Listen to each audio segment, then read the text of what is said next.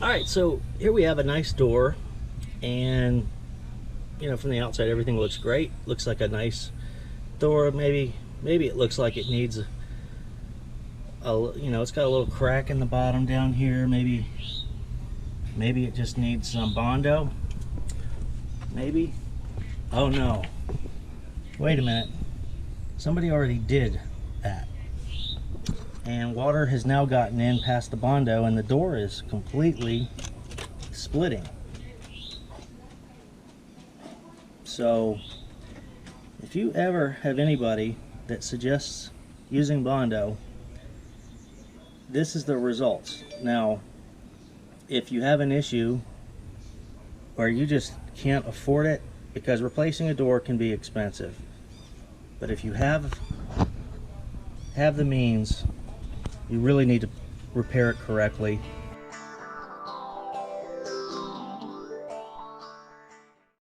Hey, I'm Mike Young with Primars Contracting. Today we're going to discuss what kind of repair you should make to rotten wood.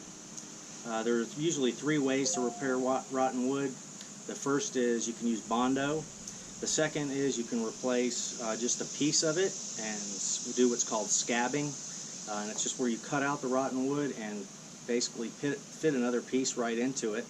And then the third way, which is the one that I recommend, is to just go ahead and replace the entire piece, because then you go back to the original construction and you don't have any more seams, and you don't have any other avenues for water to try and get in behind your siding and trim and everything.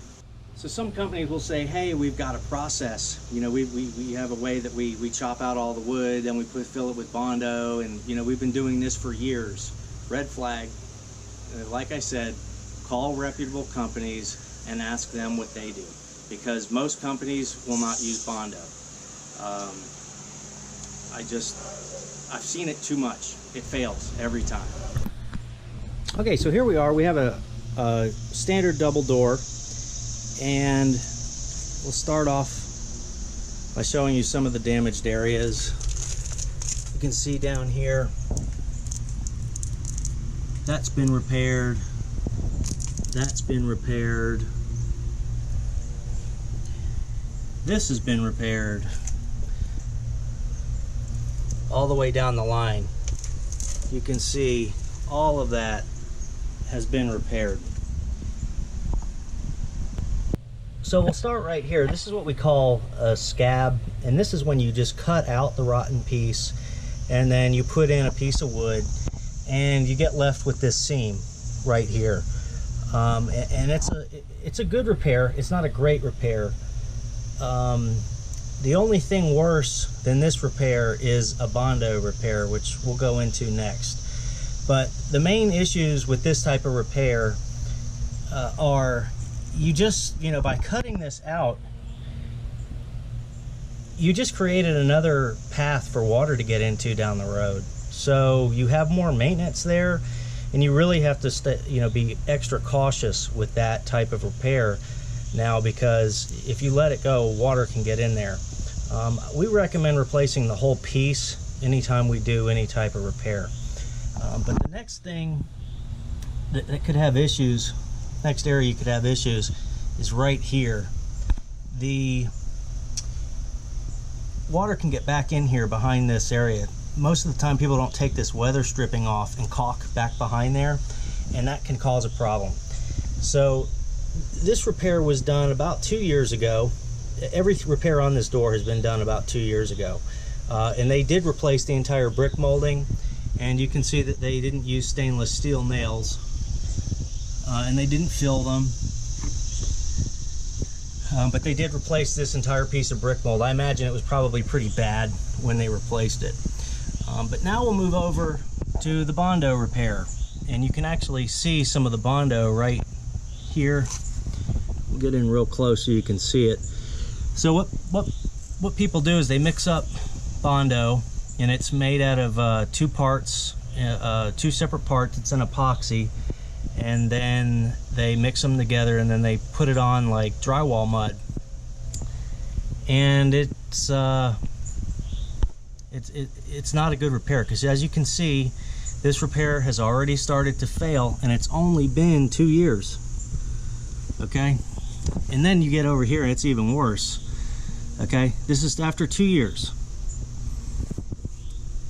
and all through here. This was all repaired with Bondo, and it's probably one of the worst repairs you can do to your house is using Bondo. I'll also go right in here. I'll show you the astragal.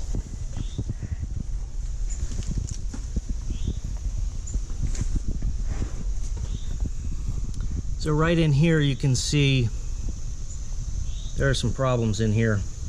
This is all Bondo. It's basically plastic now, epoxy. And this door is starting to spread and separate and fall apart. And the reason is because whoever did this repair did not repair it correctly. And water is now wicking out under here and coming all the way up here. And you can even see right here, this is the inside of the door, and this is spongy. Okay? And same thing down there. This is why Bondo is so bad, because it hides a problem, and it looks nice, but underneath the rot can continue.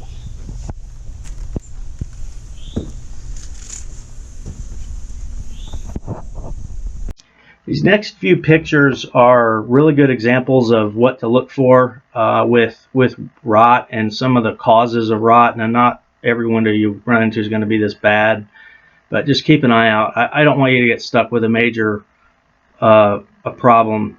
You know, if you don't use Bondo to begin with and fix it correctly, you can avoid all this. But this is the type of window you want to be especially careful of, because it's very expensive to replace. Bottoms of doors, huge problem. Windows, you're going to look in windows, and if you see waviness and an excess of caulk and old silicone and cracks, and you know, that's a sign of rot damage or old Bondo. This was a railing that was totally hidden from us. We couldn't tell. Somebody actually put a piece of plywood in as a windowsill and Bondoed it. And this is a side light. Look at the top where the glass is. It's all wrinkled. That's a huge sign of a Bondo repair or damage. You can replace the side light, not the whole door. So replace that instead. You know, this one is the bottom rail of the window. The rot went all the way through to the inside because somebody used Bondo on the outside. This was not a Bondo repair, but this just kind of gives you some ideas of what can happen. This is the type of window you want to look for damage, because they're expensive. This was the rot damage that we found in the big window from the beginning. This is excessive damage, mold and mildew. Almost every time we find Bondo, there is mold and mildew and microbes growing inside the window frame. So be careful. This is a relatively nice looking window, except for this problem at the bottom. And that's the same window. If you look at the bottom of the window rail, you can see the rot, and it's starting. And the only way to properly fix that is to replace it. There's no other way to do it correctly. So, in closing, check with your painter. Check with your handyman, your carpenter. Make sure that they're not using Bondo, because you're looking at a 3-year repair versus 20 to 100 years, and you're going to wind up costing yourself money in the long run. And then you also have to think, hey, do I want to pass this to the next owner to my house? Because that's basically what you're doing if you use Bondo, because it is going to have to be repaired again. Couple red flags to look for. Ask the contractor if they use Bondo ever. If they do, they may come back and say, oh yeah, we have this great process that we use, we haven't had any issues with it. It's not true. You can ask any reputable painter. Don't just go off my video. Ask any reputable painter that has advertising and is doing things legitimately if they use Bondo. They don't, a lot of them, if they do, red flag, don't really consider whether or not it's worth using that company. They're probably going to be the cheaper company too. So You know, sometimes that's all you can do, and I do get that. But you know, if you have the means to spend a little bit extra to get it done right, the repair will last 10 times longer.